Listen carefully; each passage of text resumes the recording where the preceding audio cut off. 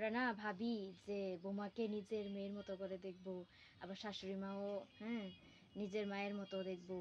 কিন্তু আছে না, আবার ভাবি অনেকে যে শাশুড়ি বৌমার মধ্যে কোনো ধরনের ঝামেলা হতে দেব না, কোনো ধরনের বিভেদ হতে দেব না। আসলে পৃথিবীর এরকম কোনো শক্তি নেই যে এরকম হবে। একটু হলেও ঝামেলা হবে, একটু হলেও বিভেদ সৃষ্টি হবে। বিভেদ ঝামেলা হবে না, এরকম কোনো শক্তি নেই পৃথিবীতে।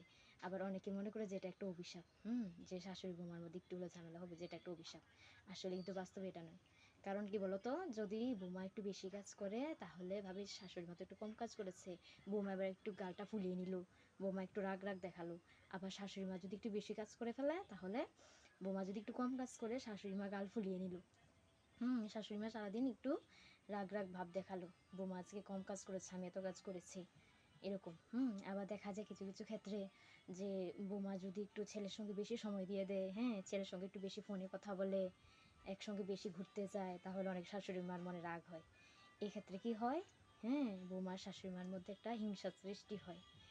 এই যে কাজ নিয়ে হিংসা, এরকম একটু মেলামেশা নিয়ে হিংসা, বৌমা যদি ছেলের সঙ্গে বেশি ঘোরাঘুরি করে, বেশি ফোনে কথা বলে, এসব যে হিংসাটা না, এর থেকে শাশুড়ি বৌমার মধ্যে বিভেদটা সৃষ্টি হয়ে যায়। সুতরাং এই হিংসা বিভেদগুলো যদি এড়িয়ে চলতে পারে, তখন গিয়ে শাশুড়ি বৌমা একসঙ্গে জুটি হয়ে থাকতে পারবে, মিলে থাকতে পারবে, কোনো ধরনের বেমিল হবে না। যদি কাজ নিয়ে হিংসে না করে, যে যতটুকু পারলো অতটুকু কাজ করে নিল, যার যতটুকু সামর্থ্য। আজকে আমি একটু কাজ পেরেছি, একটু করেছি, আজকে শাশুড়ি মা একটু কাজ পেরেছি, একটু করেছে, যে যতটুকু পেরেছে ততটুকুই করুক না। কারোর হিংসা যদি কেউ না করে, তাহলেই ভালোভাবে থাকতে পারবে ওরা।